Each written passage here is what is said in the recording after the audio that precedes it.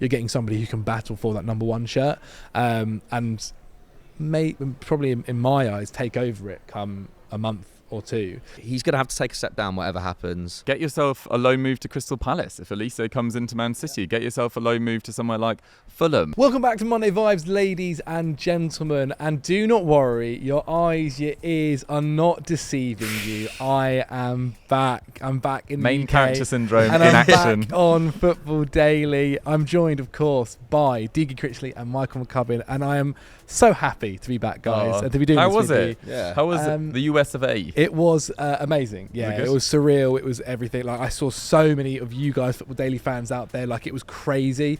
So thank you guys so much for your support. It was great fun. Like, I think surreal is the best way to put it. I was on. You're traveling every other a couple of days. You're going to so many different cities, so many different states, seeing so many different people. Breakfast with Poch. Breakfast with Poch, who's a lovely, lovely guy. Quick highlight. The players. Highlight. All of it. It's tough. All of it. It was going for a run with Jimmy Floyd every day, wasn't it? Yeah, or Gary Cahill as well. Yeah. Gary Cahill, who was still, like, obviously retired last year, so he's just still, like, peak Very fitness fit, and like leading the line. But yeah, mate, everything was honestly all really good. Like, the players as well, they're so young, so they're all like pretty happy. They're first kind of tour and all this kind of stuff. So yeah, I'm sure I'll speak about it as well over the coming weeks when I talk about Chelsea. But without further ado, let's get on to Monday Vibes. Actually, very quickly, how's your weekend, Deeks? Yeah, very good, thank you. Saw some friends, watched Oppenheimer, which I thoroughly enjoyed. Quite a complicated plot, I actually thought. I got a little bit confused with names sometimes. Would want to see it again, but really enjoyed it. Cool, I've not seen it yet. I've got to see that at Barbie. What about you, McCubbs? Yeah, good.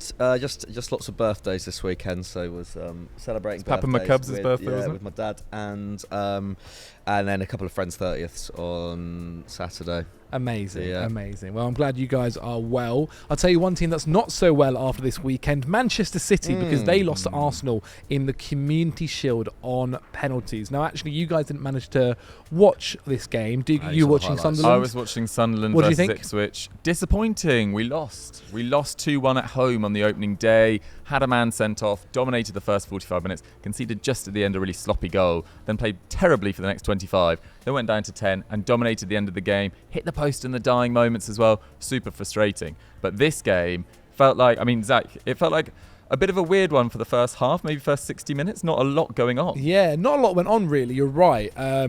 Arsenal probably had the better chances overall in the game. Kai Havertz in particular started up front, which I thought was quite eye-opening, considering Eddie Nketiah was on the bench. Now, obviously, because of Chelsea's pre-season, I've not been able to kind of keep up to date with the other football clubs and whether maybe Eddie's just not played that much in pre-season and wasn't ready or whatever. So maybe there's a reason towards that. But it did kind of shock me that they went with Kai up top rather than Nketiah. And it kind of felt like that normal Kai Havertz striker performance we're used to seeing, where he'll get into good positions and he'll have a chance, but he doesn't quite finish them. He had 2 fantastic opportunities, and obviously the Man City goalkeeper managed to save them. But it just felt like that's not what you want to be seeing him in that position for. Like that, it seemed like left centre mid was that whole reason they brought him in, and obviously it is quite funny that, though. I do find it quite funny that, like, having everyone watched Havertz in that striker role, and then him going to Arsenal for big money, and it's like, it's going to be a new start, and then it's like, oh no, Jesus is injured. We just have to plonk him up front. We just have to do exactly what we've done.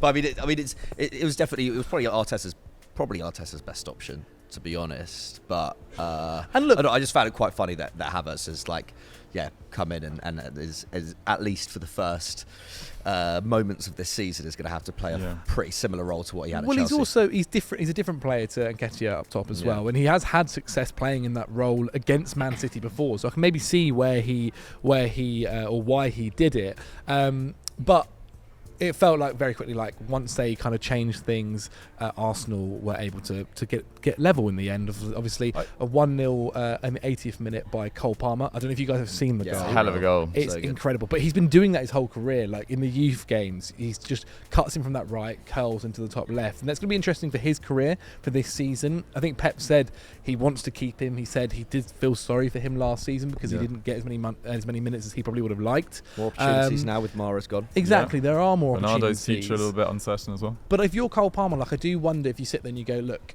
okay, there's more opportunities, but am I actually going to get them? Because they've been linked to Michael Olise, who obviously would play on that right wing. They've been looking at a few other right wingers who could possibly play there. And so when maybe it gets to the end of the transfer window and the season started or so, Pep goes, I do need another right winger, and maybe Kyle Palmer would be regretful of not going out on loan, because the one thing with going out on loan is you're definitely going to get your minutes. And so, well, most of the time.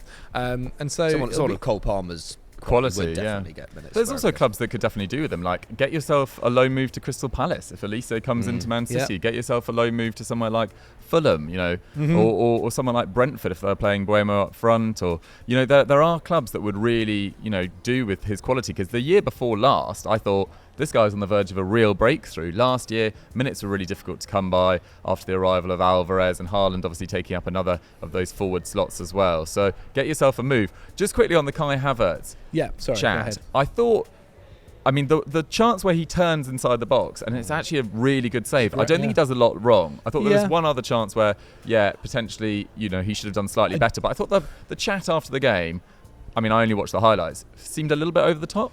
The one thing is that I think with Kai Havertz, it's just like we've seen this all before. He is a tidy player. He can work really well and operate really well in tight spaces and turn very quickly. But eventually, it goes from, okay, it's a great save, to we've seen this before. Yeah. He's been in this position many, many times. But look, the future isn't Kai Havertz at striker, and so he did a job. And in the end, they won because they got a last-minute goal. And also, Gabriel Jesus missed a ton of really good scoring opportunities last year, didn't he? I think he underperformed his XG by quite a lot, and you'd expect that to get better. But it's not like Arsenal are experiencing some huge drop-off in terms of the productivity of the striker. I guess the advantage that Arteta does have is that Havertz, I think, probably overall has been a bit underrated in that position over the last 2 years. Chelsea in general have been, very poor, and Havertz has come in for a lot of stick. But you can't put it all on your centre forward if the entire attack isn't functioning properly. Havertz is now in a very well functioning attack where you've got one, incredible goal scoring winger to your left and another, incredible all round winger to your right, who is also a pretty good goal scorer, and you've got a great goal scorer in Martin Ødegaard operating as the 10 behind you. It'll be interesting to see how Havertz develops in these kind of early weeks of the season. I can't remember when Jesus comes back, but in 3 weeks' time we may see him flourishing more than he has done in a while. That first half was okay, I'm talking about those opportunities he missed, but that first half he had was actually very strong. I think his second half is where he dropped off a lot more, but his first half was really strong. And the thing that you want from your striker is getting into these positions and getting these opportunities. It'd be a very different conversation, I think, when he was at Chelsea about these opportunities weren't happening. And that's, as you mentioned, because the rest of the squad wasn't that developed, wasn't to the level that Arsenal's is right now.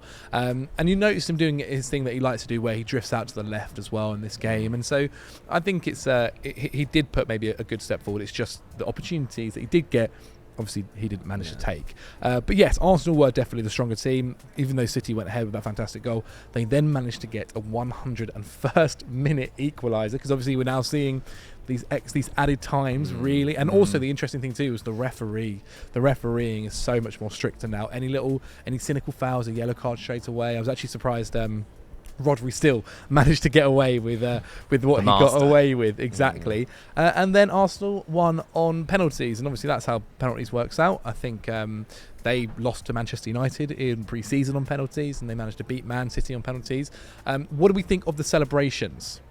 Yeah, I only saw briefly on social media. I don't really mind it too much. I think it's so easy. There's a lot of club allegiances this summer on Twitter, I think, because of the amount of moves between top six clubs, and everyone's a little bit maybe sensitive or keen to diminish other clubs, and they're taking little swipes. If they want to celebrate a Community Shield win, no one's going to remember it in 2 weeks' time. The story just moves on. Yeah. And fair play to Arsenal. They have had, as you say, a few more experiences of penalty shootouts this summer, not just Man United, but I think they beat Monaco last week on penalties as well, in a game that was going to go to penalties no matter what was the end, I think, result. So if they were winning, then it would go to penalties anyway.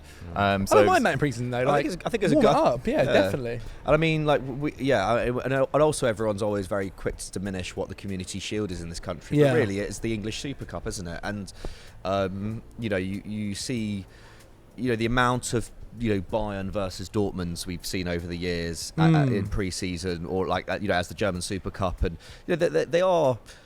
It's still a big game in front of a big crowd at Wembley, and you're playing like your main adversary in the league, who had one over on you last year in the key games, and ultimately won the league as a result of those big games that they won. So I think it means more to. It means more to Arsenal that it's not like Arsenal won the league and I don't know, like Everton won the FA Cup, and you're playing against Pep Guardiola's Man City. Like it's a big thing for Arteta. There's new players in the squad. Yeah. This is their first like competitive fixture, and they've won it. Like after what was quite a tough game, it did feel a bit like a final. I only watched the highlights, but in terms of like how the flow of the game seemed to go, it did feel a bit like a final. So yeah, I think it's absolutely fine. Whether I've not actually watched that much. Like, were the celebrations that mad? Like, I don't know. Hey, I'm not too bothered about it. It's more the reaction I saw on social media. More so, like, what was the actual level of celebration? Like, I saw like them celebrating winning on pens, and like the crowd were pretty up for it. And Ramsdale was obviously really happy, and Fabio Vieira scoring the winning pen was great. Nice. Penalty. So. I think it's a nice barometer to see that Arsenal have added all of this quality to their squad and still able to compete with Man City. Yeah. And what I do want to give a couple of shout outs to some new players. Declan Rice obviously got his first couple of minutes for Arsenal. The guy who I really thought, wow, the new boys that stood out for Arsenal was Timber. He was playing at left back and he was really, really strong. Obviously Zinchenko had played a little bit of that Ukraine game as well, and so but it looks like Timber is already fitting into that side really well. We might touch upon Arsenal new players as well later on in this show. I also want to give a mention to Kovacic. He just looked like he'd played in that Man City midfield for years, to be quite honest, just like comfortable. But that suits that shirt colour as well. Yeah, he just like knew exactly what he's doing. I mean, there was one moment where I saw him going forward and I was like, I've seen this before. Yeah. He won't shoot. I do think it's significant though. Like, I think there is more significance to this than like maybe some Community Shields in seasons past, because first of all, Arsenal have strengthened considerably this summer. They are hoping to put up a bigger title challenge than last year, and they've got a really favourable first few fixtures. They've got one of the nicest like opening 3-4 weeks of any side in the Premier League. So if they can kind of build on the momentum of what is a really morale boosting win here, like I don't know, I think we could see Arsenal like put up some serious numbers in the opening weeks. 100%, and they managed obviously to shut out Erling Haaland as well. Yep. And that was a fantastic job done by Saliba too. Saliba was very impressive. I would say that going into the season, it feels like, we've said this 1,000 times, I think City have lost the last 3 Community Shields. Yeah, they have. But it feels like Arsenal are much more settled than City right now, given the situation that's going on around Walker, Cancelo, potentially Bernardo Silva leaving. They've lost Mahrez, they've lost Gundogan. They've lost a lot of key players. Yeah. Whereas Arsenal, I think, with the exception of a few, squad players like Balogun and the injury to Jesus, aside from that, they look really, really settled. And Matt Turner. But they look really, really settled. And I wouldn't be surprised to see Arsenal rack up a sort of 5-6 point lead after the first 8-10 games. It doesn't mean that they're going to win the league. I think we've all learned that over the years. Like February to April, there's not a team in the world like Man City. But it would be interesting to see what that lead could be. It is going to be interesting, and obviously the Premier League season starts next week, and so we'll be talking about that opening game of fixtures, Chelsea versus Liverpool as well on the Sunday. Can't believe it starts. Huge game. I'm happy it's back. I really am. I'm happy it's back.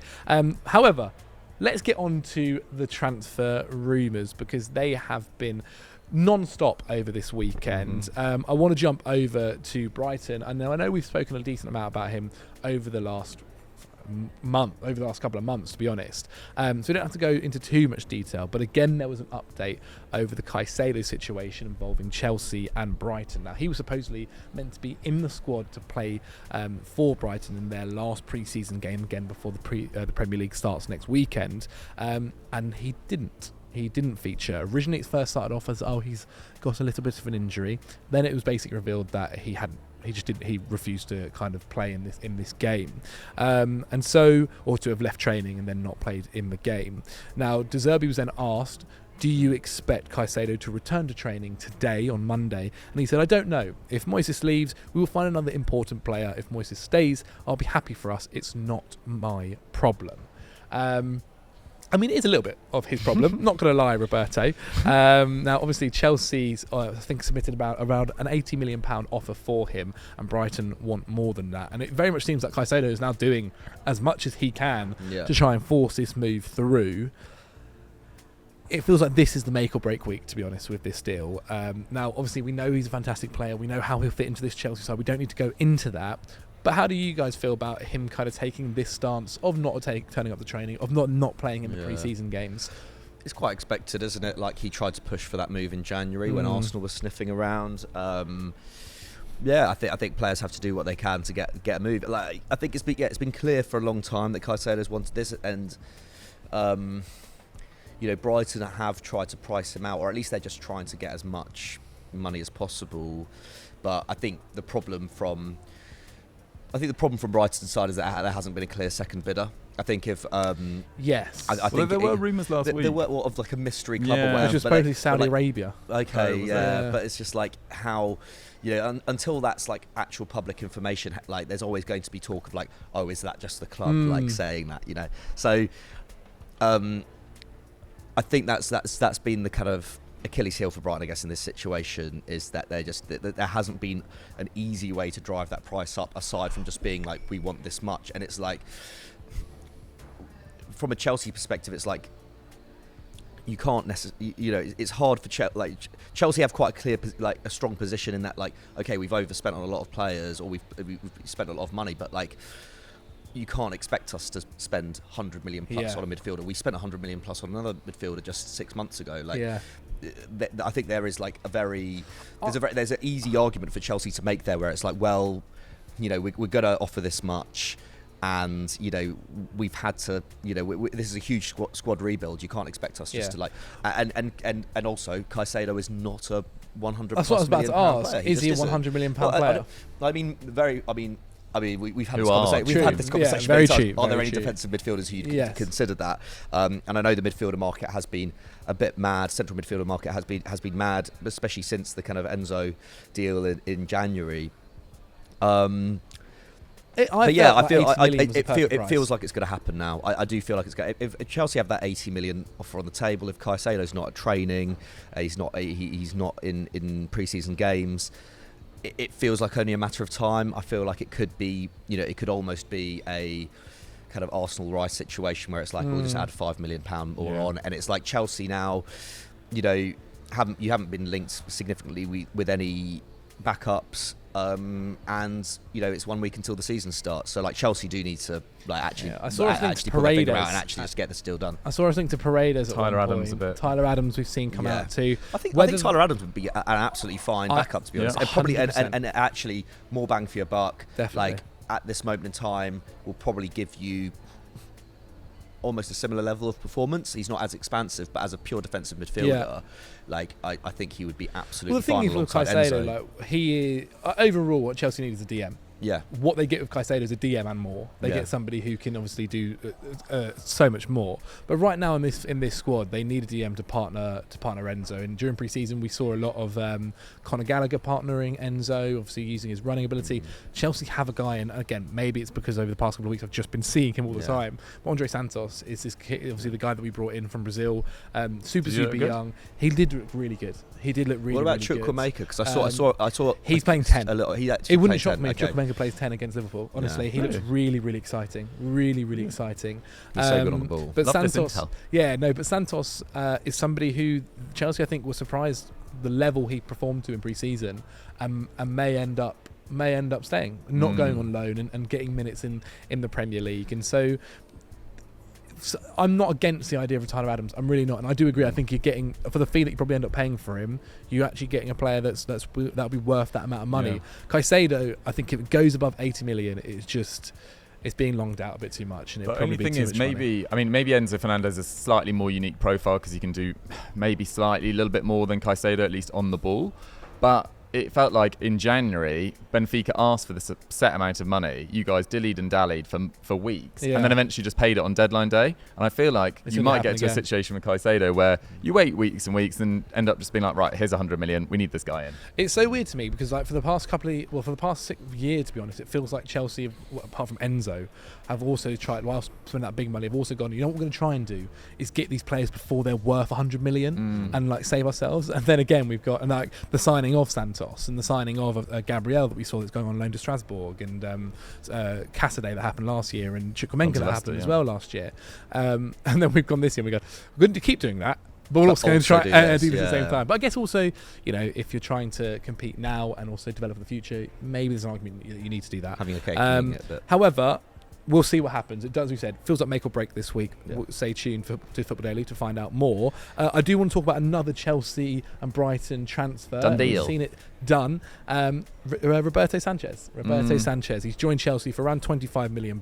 Last year he fell out with De Zerbi. Obviously Jason Steele playing in net the majority of the time. It is worth noting that Ben Roberts, who was the goalkeeping coach at Brighton under Graham Potter and then came to Chelsea and is still at Chelsea, seems like maybe one of the bigger driving forces of this deal. They've only got a great relationship, and he kind of said to Chelsea about maybe trying to get his services. I mean, he was fantastic under Potter. Like he was kind of one of the best performing keepers in the league. To Man United. There were times when it was Sanchez, in terms of the Premier League goalkeepers talking about moves, it was Sanchez and Raya.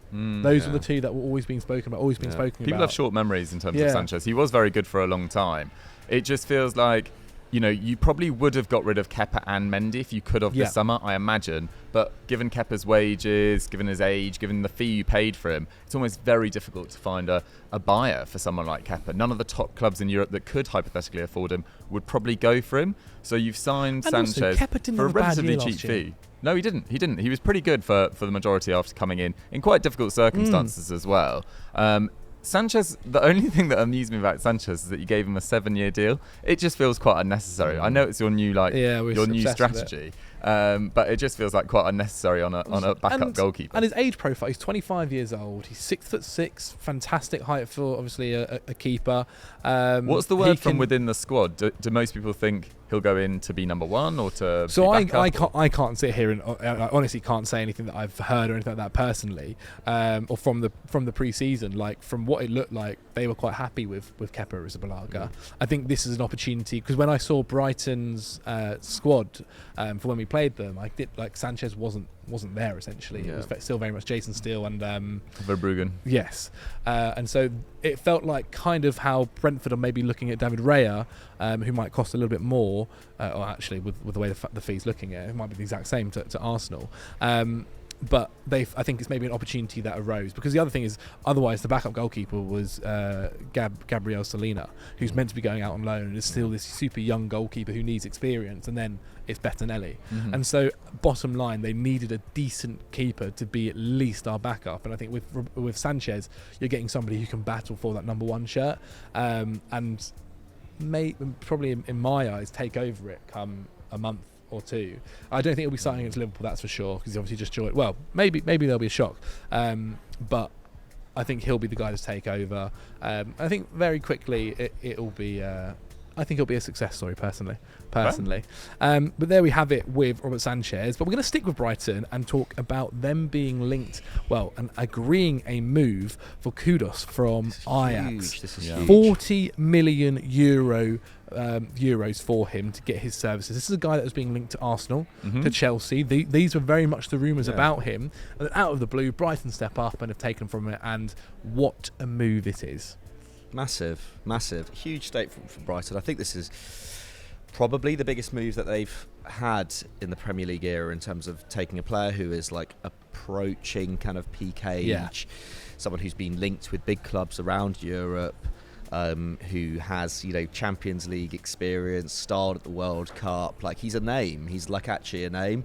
I think the only other kind of I think like Moises Caicedo getting him in 2 years ago when Man United had been looking at him was quite a big coup as well. But like he was not like the super known entity. He was like obviously very highly rated, but not the super known entity that someone like Kudus is. Yeah, and he's a perfect Brighton player. Like, he can obviously play. He's, I guess, a number 10/winger by trade, but can play. He played at centre forward a ton last season. And played midfield. Midfield. De Zerbi did say when asked about him, I don't know that situation of that deal. We have a lot of strikers, which made me think, that he's looking at as a number 9. Yeah. Sorry, he was saying that we have a lot of strikers. So we have a lot of strikers. So he wouldn't be looking at it as No. So he said, I don't know with the situation of that deal. We have a lot of strikers. Okay. So I think personally that he says he's looking at him as a striker. As a striker, rather than we have a lot of strikers in the. Not saying we have a lot of strikers in the squad. We have a lot of strikers that we're looking at, sort of thing. No. We have a lot of strikers in the squad already. Okay. Oh, so he's not looking. Okay. Oh right. Yeah. I know what you mean. Yeah. Like indirectly, kind of. Yeah. Thinking of him as a striker. Yeah. Exactly. But I mean, that versatility is always going to be key, especially in that midfield. Like, it's like McAllister was playing a lot more advanced than he had been previously under Potter, under De Zerbi. So I could happily see Kudus taking on some of the responsibility that perhaps McAllister had towards the end of last season. And they do, they do have a lot of strikers, but they don't have they still don't have that kind of Well, Danny Welbeck started against Chelsea up top still. And Welbeck, to be fair, Welbeck has had a career revival at Brighton. Don't get it wrong. Too. Evan Ferguson as well, but Evan Ferguson is still super young and is probably going to be moved on for, next season. Who knows, 90 million pounds next season. So yeah, it is in some ways it's quite curious that they haven't just gone for a full-on, number 9. But I think Kudus just he brings up the quality of that, and also when we're talking about the midfield as well, especially I'm in some ways I'm surprised that we haven't heard about a direct Caicedo replacement just yet. I know Milner and Dahoud have come in, but with Caicedo and McAllister leaving, there's more recruitment that's needed. But I think getting Kudus in, already means that someone like Dahoud maybe isn't going to have to play as expansive a role as he maybe would have had to if he was going to be expected to do the kind of ball progression, say, of someone like McAllister. I mean, he's a hell of a coup. I saw some people being why is he gone there when he's been linked to Arsenal? And it was I think if you're a player now and you look and have conversations with Brighton over trying to bring you towards the club, you sit there and go, oh my God, this is amazing. Really good you're going to play under an incredible manager who actually, so I ended up, one of the first ever interviews I did at Chelsea was with Billy Gilmore. I get on with him really well. I had a chat with him after the game and we were just talking about De Zerbi and he was like, he's incredible. He goes, he's made me look at football in a different way. He's changed everything for the game. I don't know if you guys have seen Brighton in pre-season as well. They are doing some crazy stuff, really? Ridiculous. The how far the keeper's playing out, it's ridiculous. It's really, really interesting. Try and have a watch if you can. But if De Zerbi's coming towards you, if Brighton are coming towards you, they can offer you a plan here where you can now play in Europe, you can now play in the Premier League in Europe. And you can also have great facilities as well, fantastic don't they? There, facilities, but have a great development, right? You're there for 2 years, and then you go. They will willingly sell you. Exactly. So it's no surprise. Whereas, say if Kudus went to Arsenal, where he's being linked to, or Chelsea, right? How many wingers do they have there? Is he going to be starting over Odegaard? Is he going to be starting over Martelli or Saka? Or if he comes to that Chelsea squad, he doesn't know what's going to happen right now with that squad. There's so many questions. So when Brighton's there, you'd happily take that move. It does not surprise me that that's happened, and I think it just speaks volumes of where Brighton are right now. It really does. It really, really does. So fair play to them. Let's move on to another move that is now confirmed. Done. We've seen him at the stadium already. Not we need playing a done yet. deal gong. Or yeah, something. we do. Mickey van de Ven. Mikey, you did a YouTube short on him. Yeah. Obviously, I think it's about £43 million for him. 22 years old, left-footed centre-back. Yeah. It feels like a pretty good deal. Yeah, it's a big fee. They signed, Wolfsburg signed him from Volendam, who are at least at the time were in the Dutch second tier, for £3.2 million in 2021. So they've made a big profit on him. He wasn't a regular starter for them until last season. That was his first time as a regular starter in the top flights. That was his first season of full top flight football. But he was their most used outfielder last year. He was a hugely important player to them, like a club that had a revival under Niko Kovac. And yeah, he does look, first of all, physically, he looks like a really good physical fit for the Premier League. He's huge, he's really fast. He was recorded the fastest centre-back in the Bundesliga last term. Yeah, 6'4", only 22. So yeah, I think it's, at least for Spurs, it's probably a bit of an overpay. I think if you were looking at, say if it was Man United going in for him or Arsenal going in for him, they probably would have bumped up that price, or Liverpool. But for a club not playing Champions League football next year, I think maybe they've had to overpay a little bit. But also they're in a bit of a desperate, they've been in a bit of a kind of desperate centre-back kind of situation, haven't they? Clock's running down until the start of the season, so I can kind of see how they drove the price up, because I think originally they were looking at something like 30 million euros. Now it's gone all the way up to 50 million euros. So they needed him, and I think he will probably suit them. Like, he's a good ball carrier. I don't think his progressive passing numbers are that big, but then I think Romero kind of excels in that area anyway, and he could play alongside Romero as the left-sided centre-back in a back two, or he has also played significant minutes in a back three as well, because Wolfsburg were, Kovac was switching between a back four and a back three all throughout last season. So tactically quite versatile. That will suit Postecoglou really well. Yeah, I think this should, on paper, this looks like a good move. And they also signed Ash Phillips from Blackburn. He's very big very unit. hot teenage prospect. Me and Dougie actually saw him at the EFL Awards. I think he won. Did he win the Young Player Award? He's definitely in the team of the season. Or he won the Rookie Award or something like. I can't quite remember. But he is. I mean, actually, he's also only 6'4", so he's not he's not like. He looked bigger though. He did look bigger, but I think it's because wide. I was intimidated. It's because he was only 17, and at 17, no one unless you're like a kind of, I don't know, Wayne Rooney type or whatever, you're not fully you've not bulked out at 17, yeah. have you? So he was this lanky, skinny, lanky guy, but who's already playing to a very decent level in the Championship at centre back. And you kind of saw the video, and then he came up on stage, and he was just just towering over everyone. So they're going for that profile of centre back, which is quite cool. Yeah, he seems like a really promising talent as well.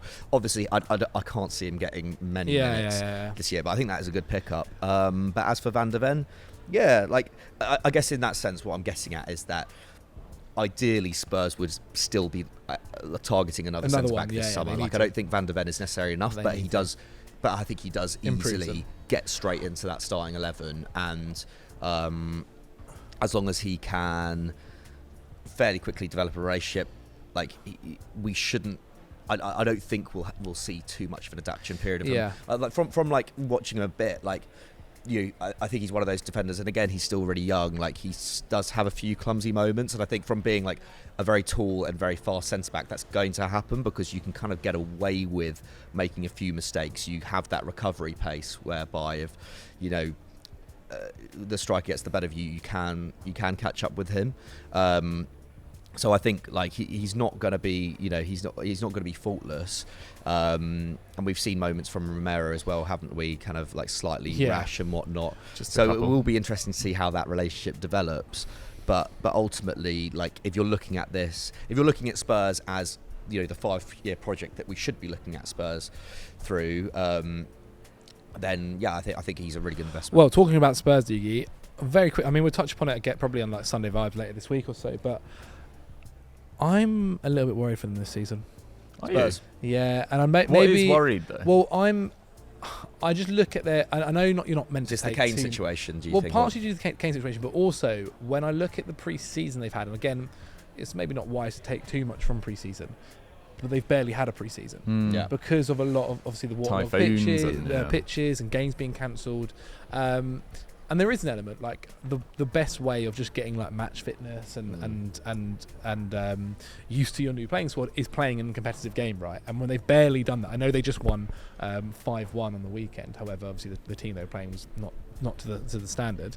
I do kind of worry a little bit about that side of things. One of the things I did find interesting with the pre-season was the Premier League Summer Series you were playing against Premier League opposition. Of like, there's Aston Villa, there's Brentford, there was Fulham, Chelsea, Brighton, and there's one more, but I can't remember. I think. Or maybe that was 5, I can't remember. But like, these are sides who obviously had fantastic years last year, who have developed fantastically. Aston Villa under Unai Emery look like really, really strong. And I feel like you can test yourself a little bit more against these guys, because it's so rare that you play against Premier League opposition in pre-season. And again, maybe I'm taking a little bit too much from it. And then obviously with the Harry Kane situation added on top of that, I mean, if, say, the last minute he does move, and they've obviously not managed to spend that money elsewhere or find somebody else to. I mean, they've got Richarlison. They might believe that they've already found the solution.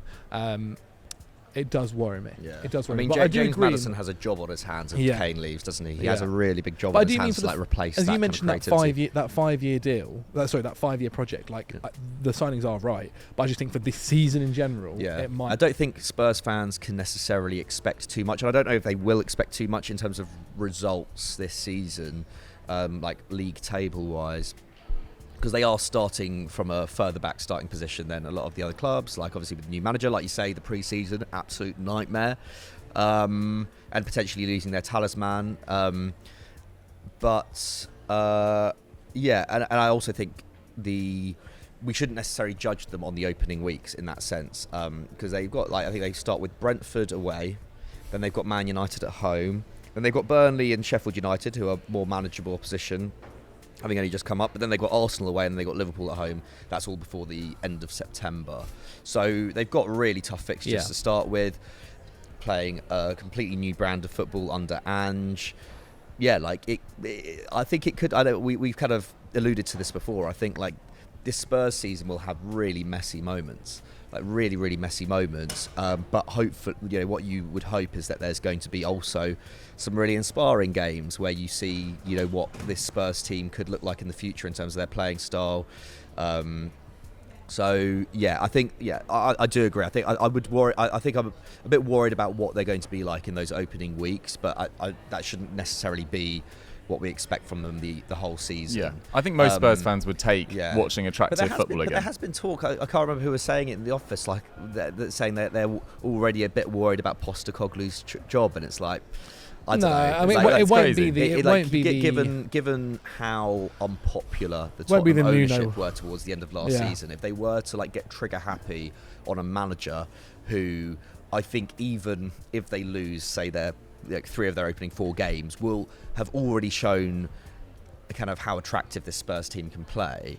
I think it would be a very unwise decision. Especially having not really backed him that well in the market up until... I mean, they took, literally weeks to get Van der Ven in. They got Maddison very early, but other than that, it's been incredibly quiet. Yeah. The squad is suited to a 5 at the back star, with the Dougie and Porro as potentially having to play left back and right back. The Raya move, didn't they? And then obviously that fell through. Exactly, the Raya move fell through. It's been very up and down as a window, and coupled with a bad pre-season, I think most Spurs fans are actually quite reasonable. I think they're kind of, give or take this trophy situation. Obviously they want to win a trophy, but it's not do or die for them. I think they just want to watch better football and have a better atmosphere around the club. Yeah. Well, let us know what you guys think in the comments below about Tottenham Hotspur and their season this summer. Maybe we'll talk about that on Sunday Vibes. I want to touch upon Todibo because links between him and Manchester United, supposedly they've had contacts to be informed on the conditions of the deal.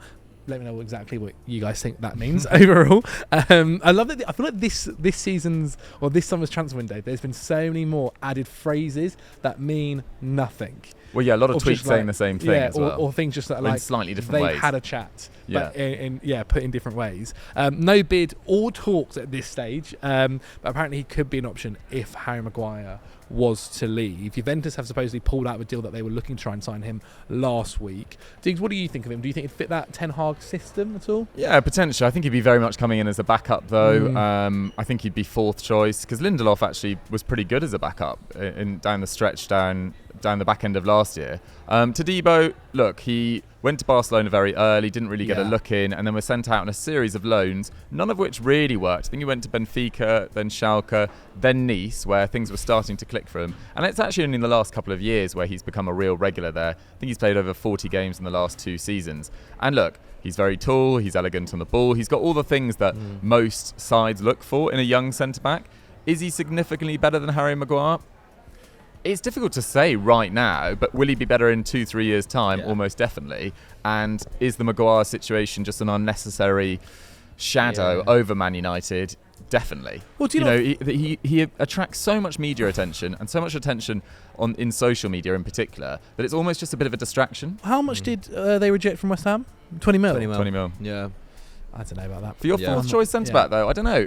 What they're going to use, 20 mil would help them sign Todibo, but I think Maguire's worth more than 20 million pounds, even at this stage of his career. Do you? 30 to 35, probably. Okay. The problem is, though, can United afford to reject that kind of money when there is a club who are clearly willing to pay a wage that will be agreeable to Maguire? Like, I don't think it's the transfer fee that's the issue in terms of like shifting him. It's definitely the wages, like, and especially now that Maguire has bigger a bump in wages because of Champions League qualification. It's a difficult one. I agree, because I don't think. Yeah, I think as a Premier League centre back, an English Premier League centre back, like Maguire holds more value than that. But I think the wages are the issue, and I think Todibo at 23 has a lot more experience. Actually, I know like there were a few years where he was a little bit kind of unsettled at certain clubs and going out on loan and whatnot, but still has a lot more experience than most centre backs his age, and has been very highly rated since he was 18. Was considered good enough for obviously Barca to sign him at that age, and was like I remember watching him at Toulouse, and I thought he was Diop at the time. Yeah, I think it was Issa Diop and Todibo, maybe. Unless Issa Diop came slightly later. Yeah, maybe. But yeah, Toulouse have had an incredible academy for a while. Quadio Kone came through there as well. Just thinking as well there, if you're Harry Maguire, like after the season you've had, but then you've just had a wage increase because your club's made it to the Champions League, you must be absolutely laughing. Yeah. So yeah, let us know again what you guys think of that deal. Manchester United fans, would you swap essentially Harry Maguire for Todibo? I want to touch upon one other transfer quickly in the Premier League that's happened. Matt Turner, I mentioned earlier, he has joined Nottingham Forest. David Raya seems to be going into Arsenal. Fantastic for Arsenal, that, to be honest, isn't it? Getting the likes of Ramsdale and Raya in. Fantastic competition. 2 goalkeepers who can be there for the next 5 years or so. Really, really strong. I think that's fantastic. And then also, supposedly Forest are still interested in Dean Henderson. So Turner's potentially being number 2. So Turner, Henderson, maybe for competition to fight for it and see what happens. But again, we'll see what happens in that deal to come. I basically hurry us because I want to talk about a certain player here who we saw in the Premier League last year, but returned back to his parent club, Joao Felix. Now, we saw rumours happen this weekend that Al Hilal have approached Joao Felix. Saudi are prepared to offer him a 1-year loan deal, taking him off Atleti's hand for the season. Now, Jorge Jesus is the manager of Al Hilal, has apparently called Joao several times. He's obviously managed Benfica twice in his career, but he's never actually managed Felix. Now, we have spoken a bit about him over the last month or so, and that we think that he should be getting a move, and obviously Atleti are pricing him out for any permanent move because they want upwards of 80 million for him. They want to try and get their money back that they paid for him all those years ago. A loan move to Saudi, though, is that beneficial towards his career? Not necessarily, but is staying at Atleti beneficial to his career as well? It's a really desperate situation. I think it's it's a really tough situation for Felix because it feels like it's felt like for a long time now he doesn't really have a future at Atleti.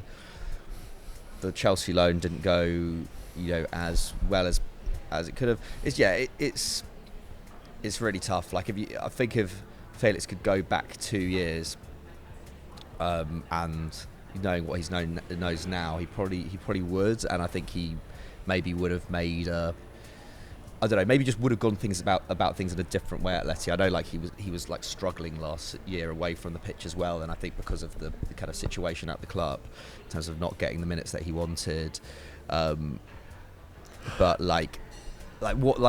where else does he go? Like genuinely, where else does he go? Well, he obviously wants Barcelona. But no one's going to pay the fee that Atleti want. Big wages as well, and Barcelona, you could wait for Barcelona, but also there was mixed messages, at least in terms of the reporting of whether Barcelona really wanted him anyway, and even if they did want him, I know Kessie's gone now, so maybe they've got a few more, a bit more freed up. But like, yeah, you don't really know with Barca. I think their priority is Cancelo as well. Yeah, exactly. Cancelo's a big priority for them, and yeah, unless they're publicly kind of pursuing you, it's just a bit of a waiting game, and there's no guarantees. So no one's been coming in for him. But I feel eventually Atleti have to bite the bullet. If you're not going to play him, and you've got this asset on your hands, and okay, look, asking for the amount that they're asking is too much.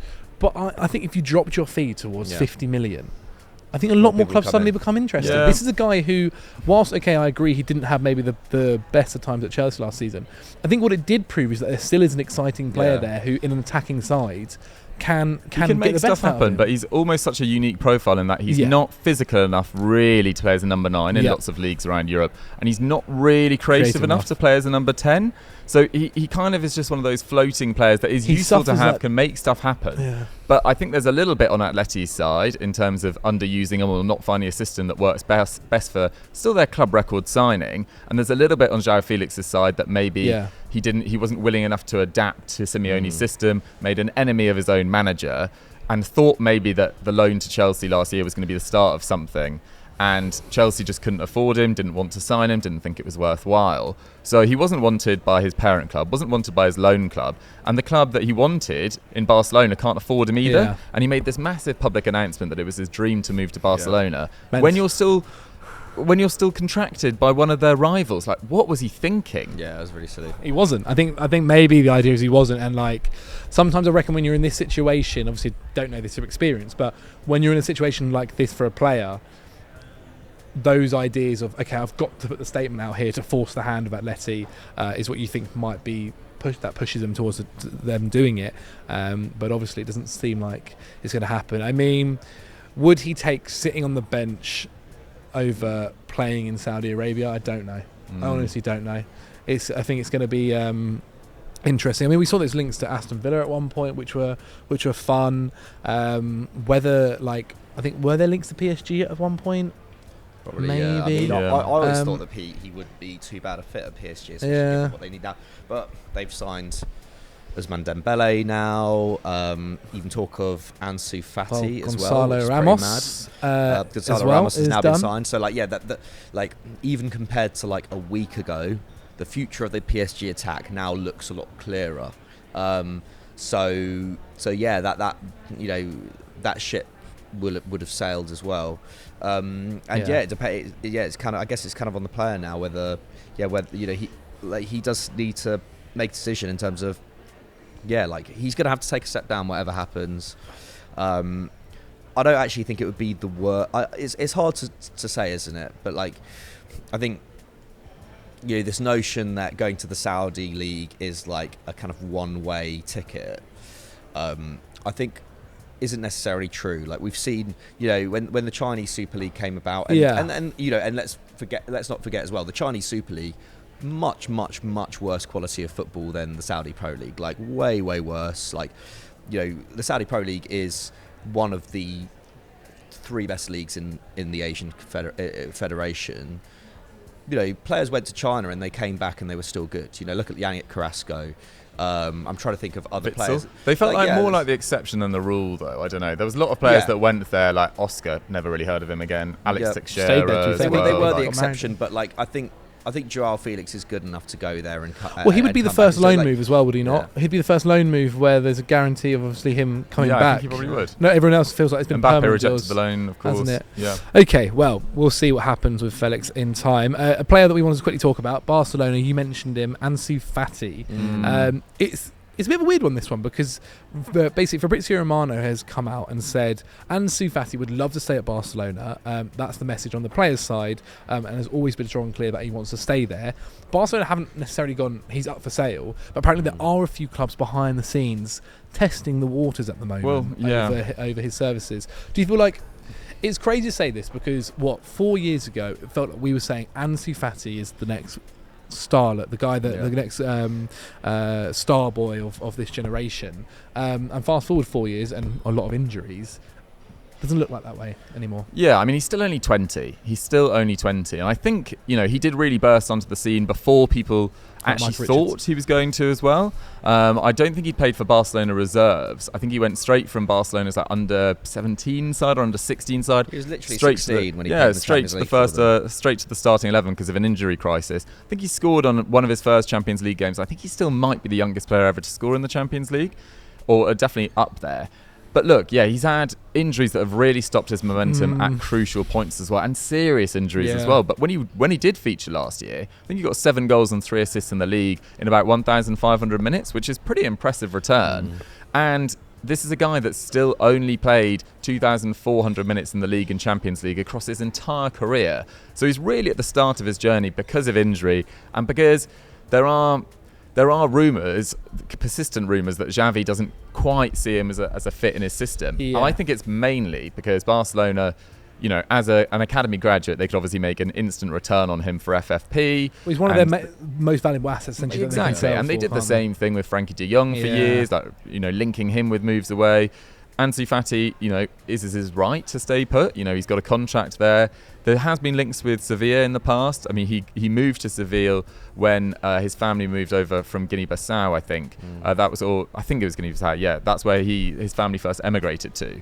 So, it could be a logical step for him. But I think him and his father are quite keen on staying at Barcelona. I'm so sorry for smiling there. I've just seen a wild John Babb walk behind the cameras. It's becoming almost a semi-regular occurrence now on Monday Vibes. Oh, really? John Babb just appearing in the back. Really? Yeah, a few weeks ago, he was sitting just up there, just smiling at us. It took us like a minute to just notice. Remembering the memories of him. Yeah, he was just kind of watching. I was thinking about shouting over him to come on screen, but I think he's got a meeting over there. But nice little memory there. It's very distracting when you're trying to talk about Ansu Fati. I'm just grinning like a Cheshire cat at John Babb.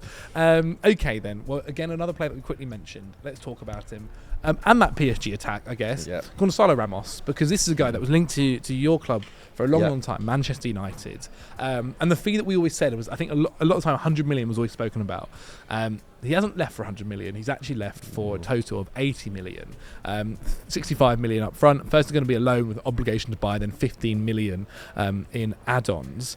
Now, the reason it's a loan is due to PSG's FFP issues. I mean, I know obviously they've lost Messi. It looks like Mbappe wants to leave. It seems like they've actually kept Neymar. Yeah.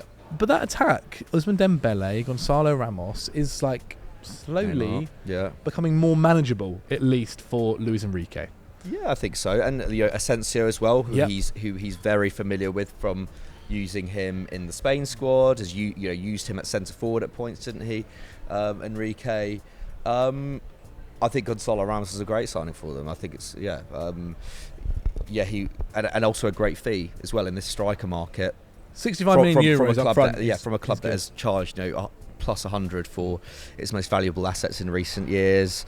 Is it less than what Liverpool paid for Nunez? I think it's around about the same. I think it might be, and I think Gonzalo Ramos is more of a classic centre forward than Nunez, for sure he is, and I think has more to show in his career. I think you could potentially say, especially given that he did at the World, he had a great World Cup as well, and so I think it's a really good deal for PSG. I know United were rumoured, were linked with him a lot last season, but that kind of went quiet as soon as the Højlund stuff happened. I think probably Ten Hag just kind of decided that Højlund was the bigger fit, was the better fit for what he wants to do with United, especially in terms of him being very public this summer in terms of wanting United to be a very transitional team, which I don't think was the case when he came in last year. I think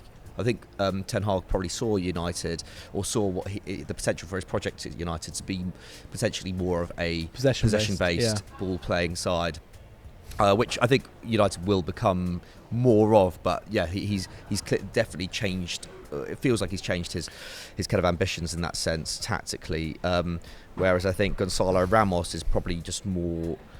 I think he's just more of a known entity as a kind of all-round number 9 who can fulfill a number of fulfill a number of the kind of requirements needed, and in a PSG attack, which, I think needs someone who's a little bit more well-rounded.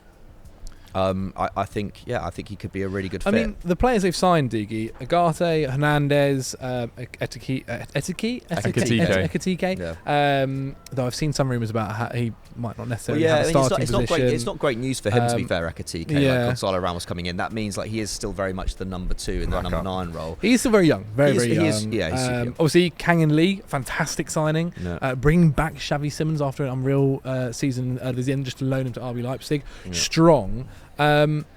I feel like in some ways it is. I think Pat was saying it a few weeks ago. Like, why not just get Xavi Simons in and just play him? No, like, you know what I mean. He was that ready. good. He was that good for PSV last year. Like, he is definitely ready to do that in Ligue 1. And like having him and someone like Gonzalo, like it still feels like they are missing an elite creator. I guess like this is the problem. Like, I think Dembele can be that, but he's not. Yeah, I mean, Dembele creative. Sorry, Neymar is very creative, it's true. I'm thinking kind of more long term, because I think Neymar probably, when does his contract run out? Is it next year or the year after? Like, I think Neymar is essentially seeing out his contract there. It's felt like that for a long time. A little bit of me as well thinks Mbappe's going to end up staying. As in, like, he'll end up eventually having to play. And I don't know, they've gone pretty hard line. But we'll see. I think it's quite interesting that Benfica have agreed to this loan deal with no money. I don't know what the terms are, but the obligation, you assume most of the money comes through next summer. So they've lost him for probably a quite small amount this summer. I know they've made a lot of money on transfers, but that is quite interesting to me. I'm surprised. It's just a loan move this summer. No money goes to them this summer. Well, I'm not entirely sure. I haven't seen that. Well, that's what I assume. Yeah, or at least the majority of it goes next summer. But that is slightly bizarre. Selling one of your or loaning one of your best players for a year. Benfica aren't necessarily cash short at the moment, are they? So maybe they can afford to do it. Maybe. And it wouldn't shock me if they look in their academy. It's just in there, just like, oh, we've got another one. Well, exactly. We've got another one on the way. Another player I want to touch upon who has left the Bundesliga actually to go to Serie A, Jan Sommer, Digi. Essentially, Andre Onana's replacement for €6 million. His time at Bayern was 50-50, I think is the best way to put it. Obviously, he's originally spent so many years, 8.5 years at Gladbach, and then went to Bayern Munich. But it seems like at Bayern, obviously they were linked to David Raya, that his place is kind of up for grabs, and he seemingly wanted to move to be a number 1 goalkeeper. Is that the situation? Yeah, I think it is. I think that he probably saw Bayern's approach for David Raya. And actually, this move to Inter actually has been long talked about, probably before even David Raya to Bayern became even a thing that eventually collapsed. I'm quite excited for this move. I think the fee is really good. He is very old, is the only thing, but goalkeepers generally, can go on a bit longer than outfielders. But yes, his time at Bayern was a little bit challenging. I think, he arrived replacing a club legend. Neuer probably hasn't been, he is in slight decline, but it's still a very good goalkeeper. And went into a difficult situation where Nagelsmann was kind of falling out with key members of the squad, eventually replaced by Tuchel. And yes, he wasn't probably quite at his best level. The one thing I would say about Jan Sommer is he is quite small, maybe not the most commanding of his penalty area in terms of completion or collecting crosses, I should say, but he does have brilliant reflexes that seem pretty undimmed. Like from close range, almost in a David De Gea sense, he's a really good reflex shot stopper, which I think Inter will really enjoy. Not probably as tidy or as progressive on the ball as someone like Onana, but who is really. So I think for Inter, this is a reasonable move. For Bayern, I'm surprised that they've done this without having had that number 2 lined up, because I don't think Neuer is still fit for the start of the season. They've also loaned or sold Nubel. I think it's gone to Stuttgart. So they need a goalkeeper in. They've left it very late in the window. But yeah, I hope it works out for Jan Sommer at Inter, because actually this move has been talked about for a couple of seasons now. Yeah, I'm sure it will. And, if you get onto the good side of Inter fans, you will be loved as an icon. One other transfer I want to touch upon as well, our final one, Zielinski to Saudi Arabia. Now, this was a guy that we were actually talking about as being a kind of Gundogan replacement at Man City. Obviously, there were no official links. We were very much just kind of talking about it as good fun. Now, he's actually out of contract with Napoli at the end of next year, so the end of this coming season. And Al Ali are very confident of this move happening. Now, he did not feature in their most recent pre-season friendly.